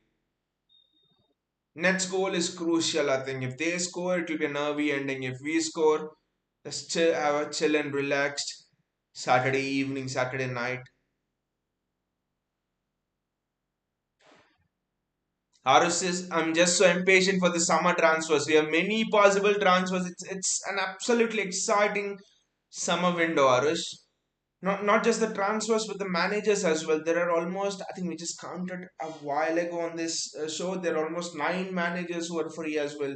It's not going to be just be a players transfer window but a managers transfer window as well. But yeah, just concerning City, it's the players transfer window. There was some news yesterday, Arush, that City are looking at Bruno Gimenez, Lucas Paqueta and Joshua Kimmich, one of these three, which for me is interesting again because you look at them. Bruno Guimaraes plays as a 6 and an 8. Joshua Kimmich is a centre back, a right back, and can play as a DM and box to box player as well. And you see Lucas Paqueta, he can play any of the front three positions, attacking mid and box to box as well. So the one thing is that stands out for me is the versatility of these players, but each of them are for different positions. So I don't know, these three are interesting. And I would like to ask you, Arush, actually, who would you want out of these three? I've actually asked this question a bit before, and some of the guys here have told that they would want Paqueta, but I would like to know your opinion. Whom would you want out of these three? Gimenez, Paqueta, and Joshua Kimmich.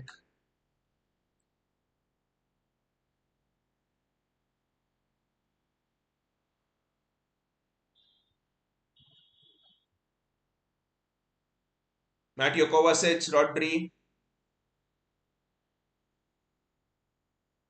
Ah, that was almost a great ball. That's another skill of Kovacic, to be honest. One of the other qualities of Kovacic that is underrated is his ability to break the opposition lines as well. He can break the press with his runs. He can also break the press with his passes. His through balls are excellent. Kovacic's through balls. Aru says Kimmich should be good, but we have experienced defenders. I want Frimpong as a sub for Walker, but out of the three, I would go for either Bruno or Lucas Paqueta. To the majority of the people here, everyone wants Lucas Paqueta. Even I myself, to be honest, want Lucas Paqueta. To be honest,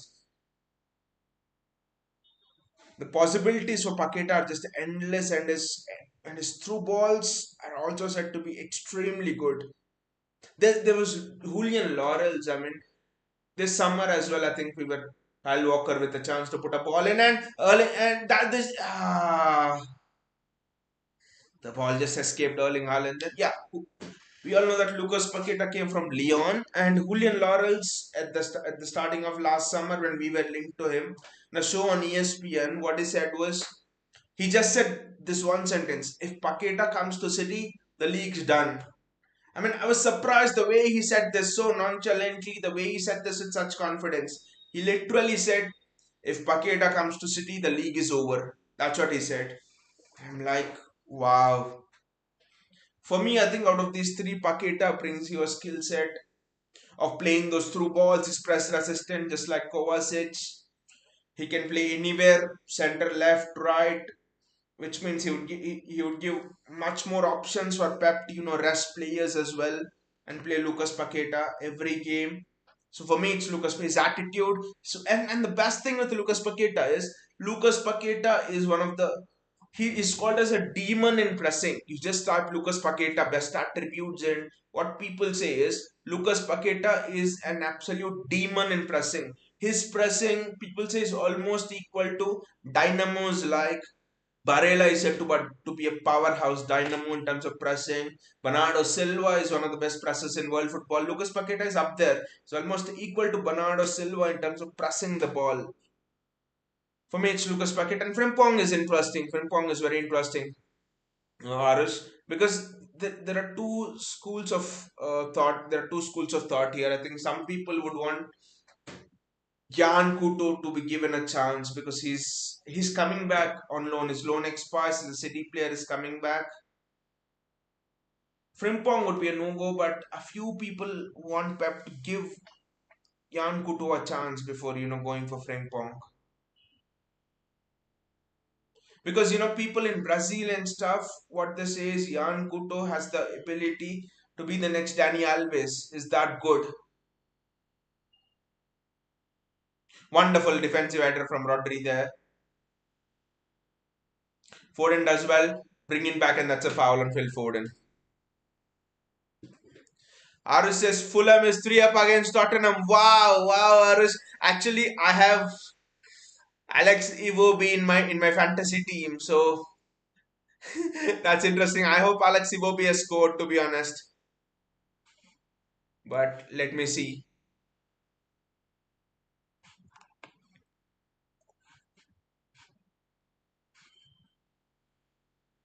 Wow, this is absolutely interesting. Fulham is Erling Haaland is through. Erling Haaland is running with the ball. Haaland needs to strike, and it goes out for a corner for City.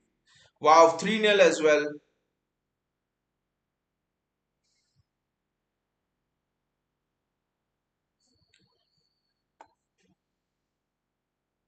Wow, Robinson with an assist, Castagna with an assist, Muniz with 2 goals. But yeah, I do not. Iwobi has not done anything, but then that's fine. Aru says Frimpong can take shots and those are real bangers. So I hope he comes. I mean, with Frimpong again, it almost looks like an ideal transfer, right? His recovery pace. I mean, one of the things Pep has been stressing when finding a replacement for Walker is recovery pace. Pep said that he has convinced Walker to stay because he just does not have anyone in the team who could do a job for him. It's a bit debate over Gundo, but that's a good ball from Walker. Because I think when you look at the Champions League draw, Real Madrid, you suddenly look at Vinicius Junior, and it's now Kyle Walker against the opposition fullback, and look at Vinicius Junior, and you're not scared as much because Kyle Walker's there, and what he's done in the last leg. I mean, in the last season against Real Madrid, he's destroyed Vinicius Junior. So I think recovery pace, and for me, there are only two people who are the perfect replacements for Kyle Walker in terms of having that recovery pace, defensive ability. For me, the perfect replacement for Kyle Walker is Ashraf Hakimi. Just imagine Hakimi in the City team. Fantastic on the ball, can invert, go on the outside. Hakimi's crosses are superb. If I'm not wrong, Hakimi takes set pieces along with what's that guy's name? He played for Chelsea. He's a left footer. I just can't remember, but he plays with Galatasaray now. So along with it's a ball giveaway by Newcastle. It's a ball giveaway by Newcastle.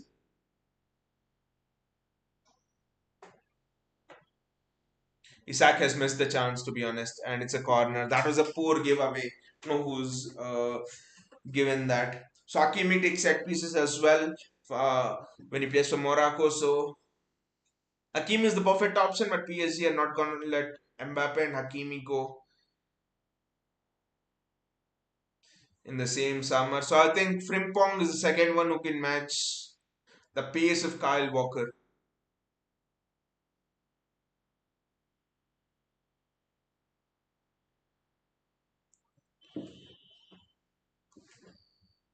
Aru says though Frimpong has a more 5 6 years contract, but under Pep's influence, anything is possible. I think we give the money to Leverkusen and we get him.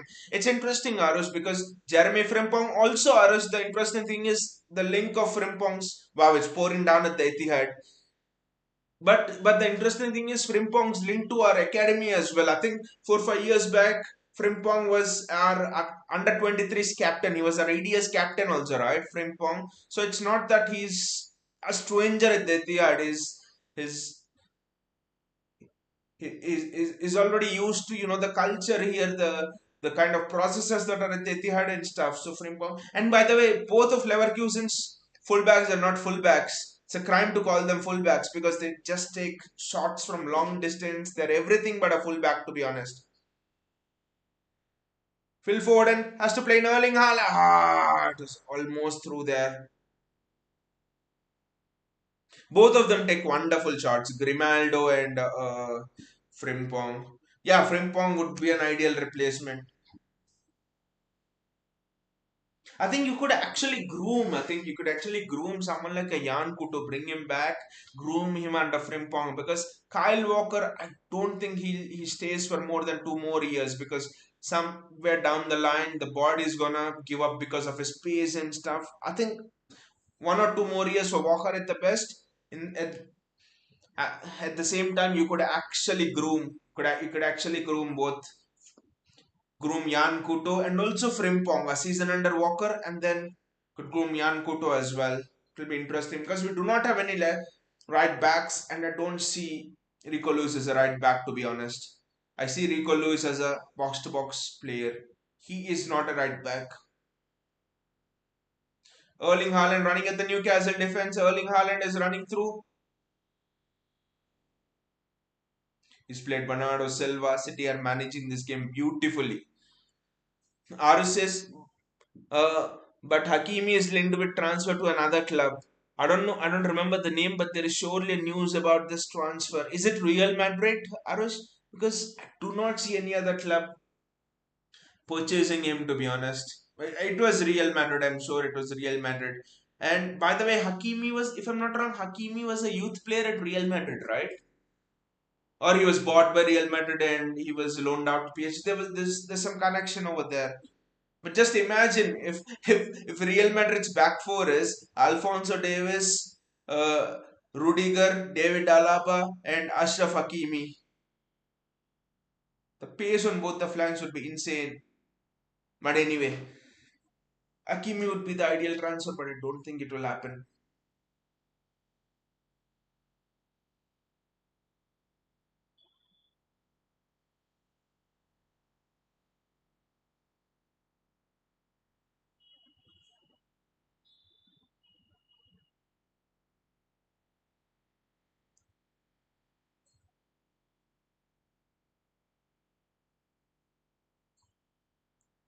City are managing this game very well, and I know Pep is not making subs, but it's because it's just 2-0 and 2-0 is 1-0 and 2-0 are actually dangerous score lines in football.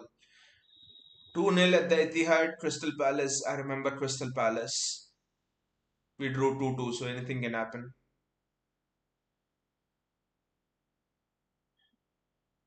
Phil Ford and Jeremy Doku. Jeremy put a ball in. That's it. Put a ball in, Jeremy. Don't use your brain much.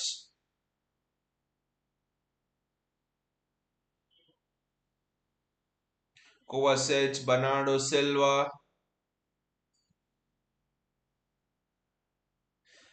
Harris says, I checked it. Madrid are interested. Exactly, Harris. I was sort of remembering because even if you just check logically, I think there can be no other club interested in Hakimi except Madrid, I think, because no one else, at least right now, has that financial power. You could say maybe Chelsea, but I don't know. They've screwed their financials up with what they've done this year.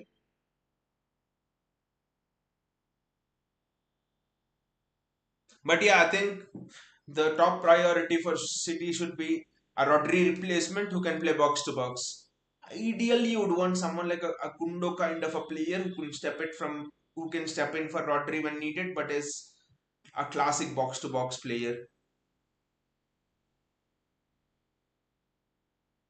For me, I think Lucas Paqueta fits the bill, to be honest. And what about Florian Wirtz, Zarush? Because this is something interesting. I want to know your views on Florian Wirtz. We can surely go for him, but I do not want him because Florian Wirtz would mean again a problem for Phil Foden. Florian Wirtz for me would mean we are sending out a message to Phil Foden that we do not trust him.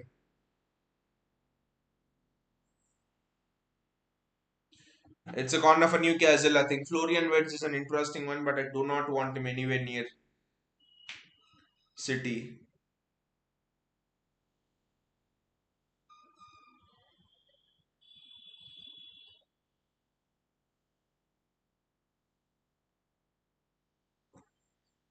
Alan Varela is an interesting one actually. Again, is a Porto player. I watched both of Arsenal's Champions League matches against Porto just to keep an eye on Alan Varela. Alan Varela is just so good. Physically, he's not too tall or something, but his energy, the way he's tackling, the way he's nicking off the ball, Alan Varela is just it's just superb. But then again, I think in Rico Lewis, you have a similar kind of a player like Alan Varela.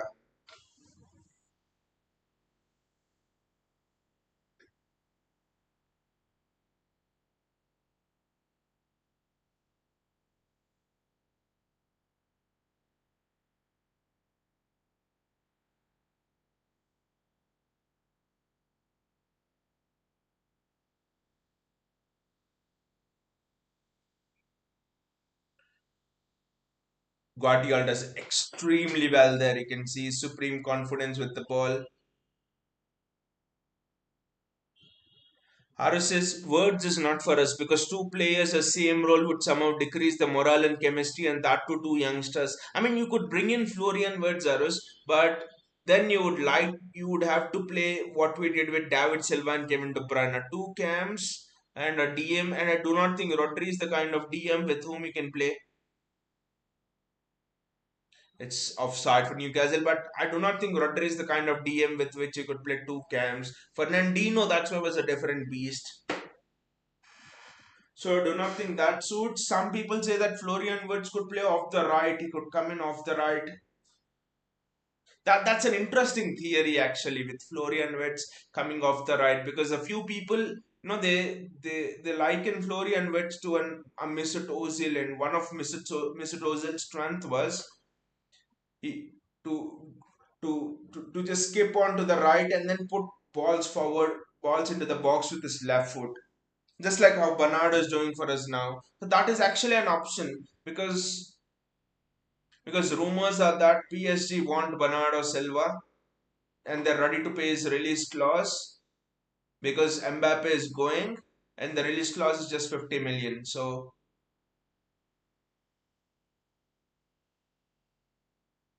it's a free kick for Newcastle. So I think if Bernardo Silva goes, then I think I wouldn't actually mind bringing in Florian Wirtz and playing him on the right.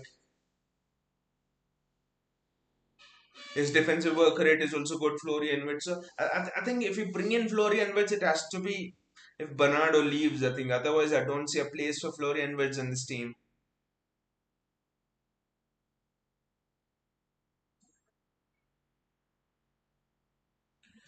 It's a free kick for Newcastle. I just hope we don't concede now because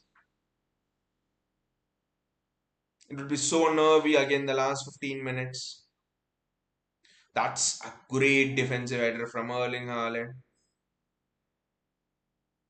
Kyle Walker does extremely well. Kyle Walker's up for it, is in the mood today.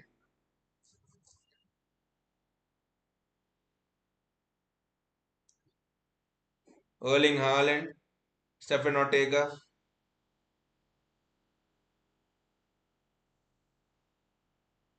I think there's, I don't know why, but there's a sense of calm when Stefan Ortega is in the goal more than Ederson.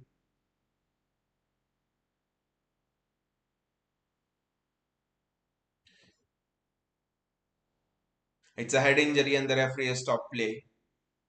Let me just check that.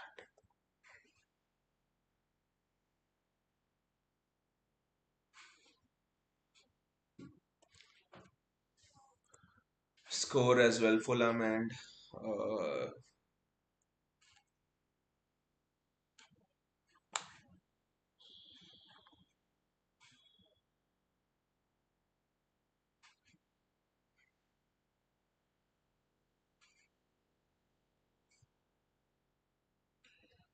Fulham and Spurs.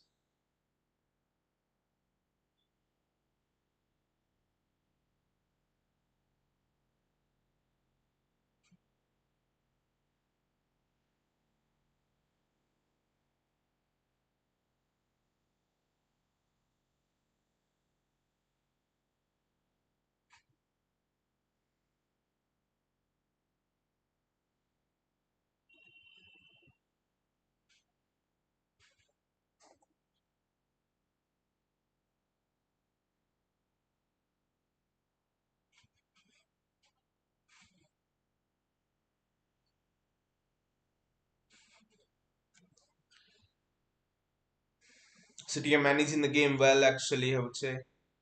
No subs, that's the only thing. But then again, I think the game's not done yet. This is a tough tie, we must remember. And also, we must remember this is Newcastle season. Newcastle go out of the FA Cup here, the season's done. They cannot get top four. They don't have any, they cannot win the title, obviously. They cannot, if they cannot get in the top four, they cannot obviously win the title. But yeah, the season's basically done. They're playing for the season here in these last 13 minutes. So you can understand Pep, not making any substitutes, but Grealish will be interesting in the last 10 minutes.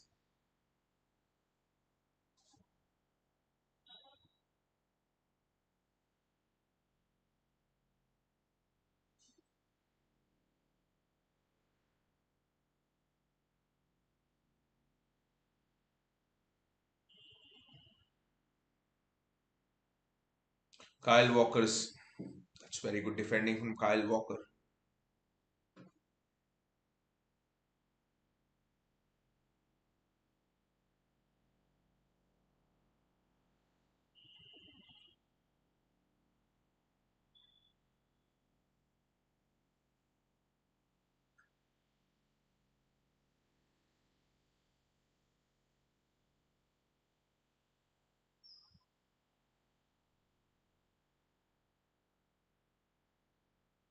Rodri does well there.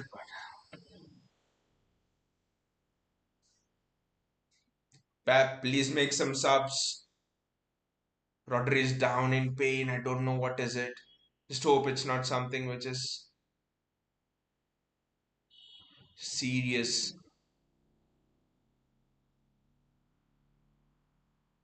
Rodri is still down in pain.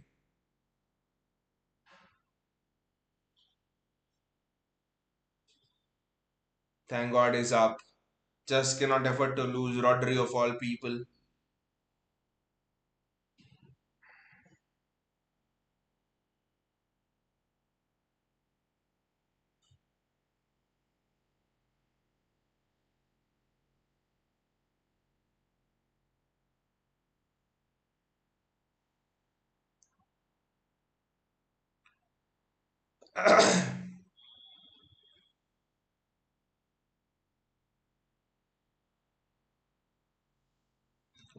Erling Haaland just cannot get there.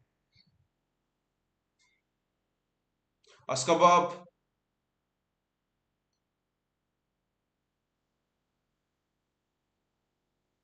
I mean, what are the substitutions Pep has made? I think maybe I missed out on something here. Let us see the substitutions Pep has made.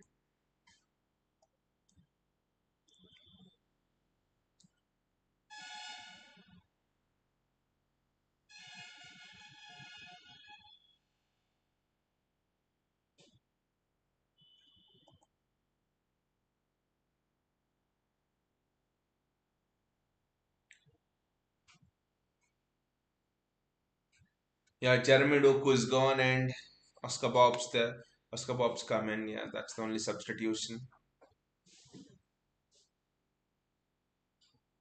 Interesting is not brought on Jack Grealish and it's just brought on Oscar Bob.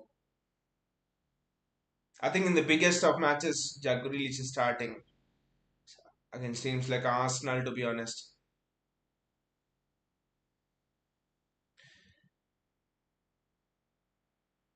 Erling Haaland, Oscar Bob, Erling Haaland again.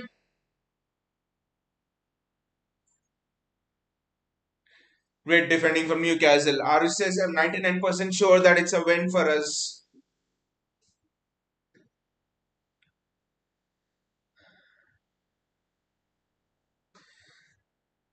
But Arush still the last, especially at 2-0, because since that match happened, Crystal Palace us 2-0 up, last 15 minutes to go. Palace scored 2-2, so anything can happen, I think.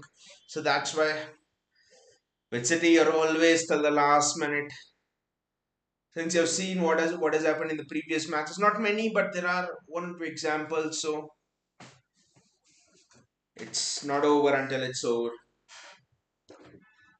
Aris says, great play by Oscar. I think that he'll be killing it in a few years. Oscar Bob is another example of why I do not want Florian Wirtz. Oscar Bob is, I think, is one of. They say that he is the most technical player that has come out of the academy. They say that he's more technical than Phil Foden.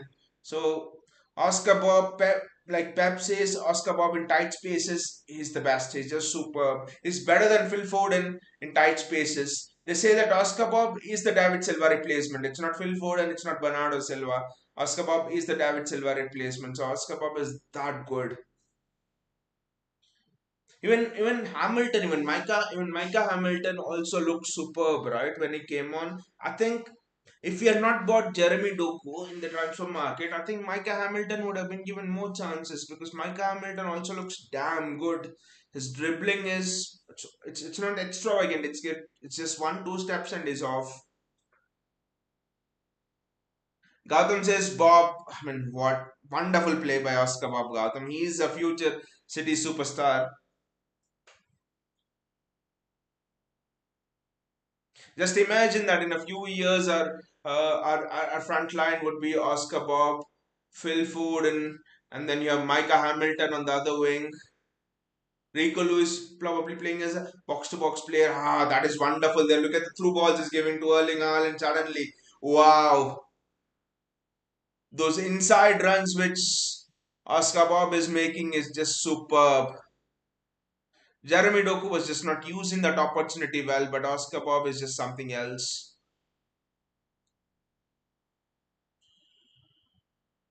I don't know, it's interesting because I actually thought Oscar Bob will start this game.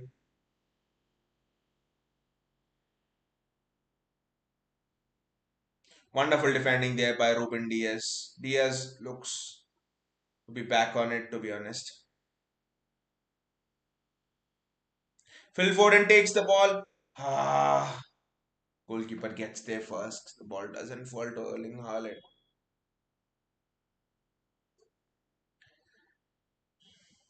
RSS Micah needs time, but we have great future ahead with all the academy players. Even that guy, Wright, I think, who actually came on against Luton Town in the last few minutes in the last FA Cup round.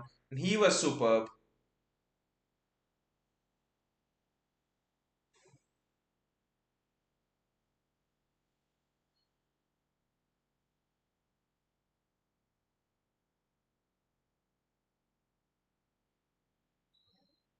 And by the way, I think we have James McAtee as well, who would be a perfect left footer who can perfectly come in from the right onto the left.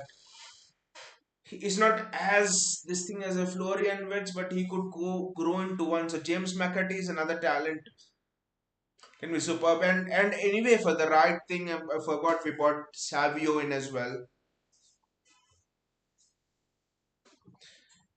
By the way, guys, I just forgot about this. Eze. Eze is another player we have been linked to. I was reading this news last week. It was by a reliable journalist actually who was telling in the Independent. I think he was telling that City and Spurs are in a race to sign Eze from Crystal Palace, and City are actually ahead in that race. Eze will be interesting again. I think Eze would be a wonderful signing for us. Again, he can play anywhere in the front line. I mean, I don't think all of these things happen. Paqueta, Eze, Kimmich. I think only one or two of those will happen, but Eze would again be a superb signing.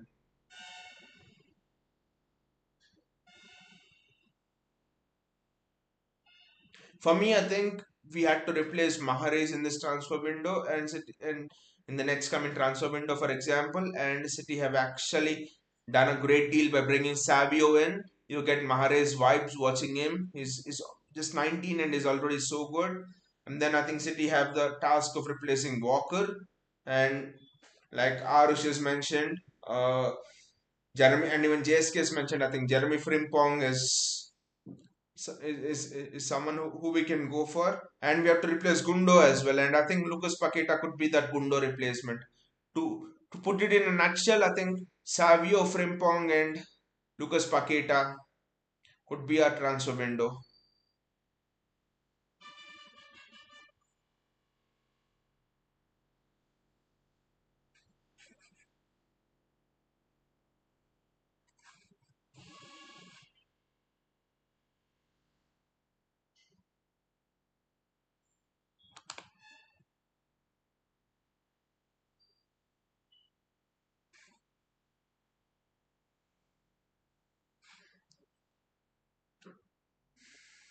Rodri.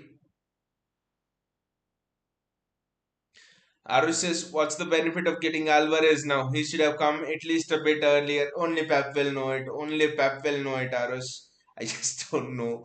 Only Pep will know it. It it just doesn't make any sense. I don't even expect any added time as well. In 2 minutes at the most, so only Pep has to know why is bought an Alvarez now.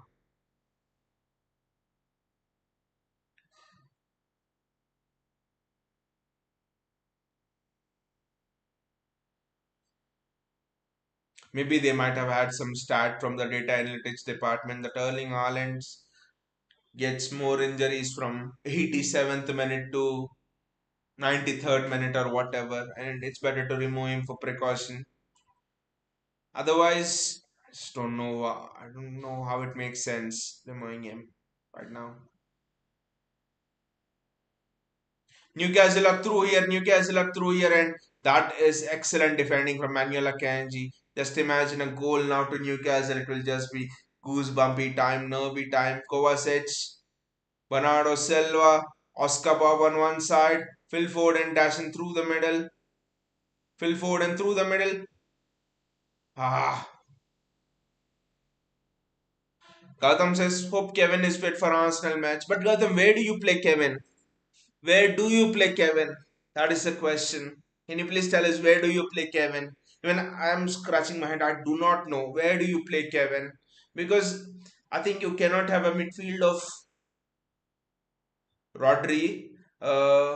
You cannot basically you cannot do the mistake you did against Liverpool. You cannot have a midfield of Rodri, Kevin De Bruyne, and Phil Foden. That doesn't work against Arsenal. Will be thrashed. So Kovacic needs to play. So the midfield is Rodri and Kovacic and one. And if you think you can play Kevin De Bruyne in the middle, where do you play Foden? On the left, I don't think because Foden does not offer you the defensive protection which a Grealish does. So I think Grealish starts on the left, Bernardo on the right. So I think there's space for only one attacking midfielder. Has to be Kevin or has to be Foden. I mean, now he might play Foden on the left, but ideally, I think Grealish is fit. You play Grealish on the left and play one of Kevin De Bruyne or Foden.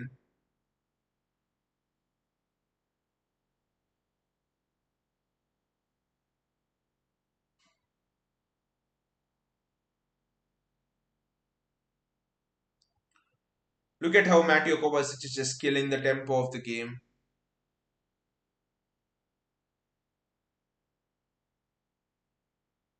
I mean, Kevin De Bruyne could come in off the substitutes bench like someone here said before, and he could actually do some things. But again, it's a dilemma that Pep is facing, I think.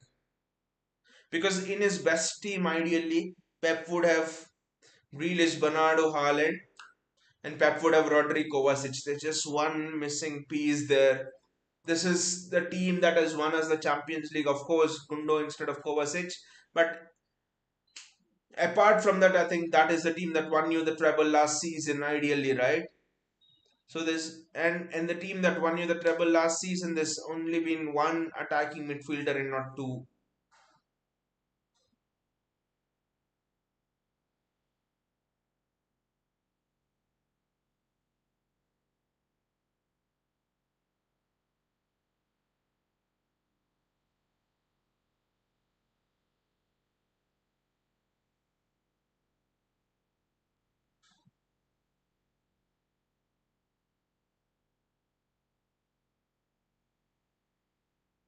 Akanji does extremely well there.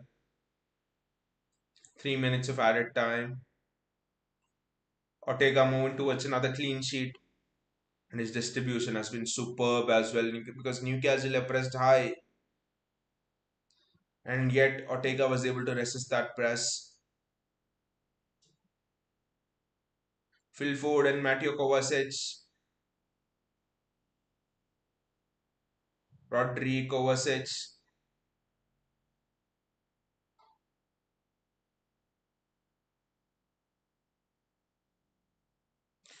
It's foul on Foden, and I think that should be the game done with less than 40 seconds remaining.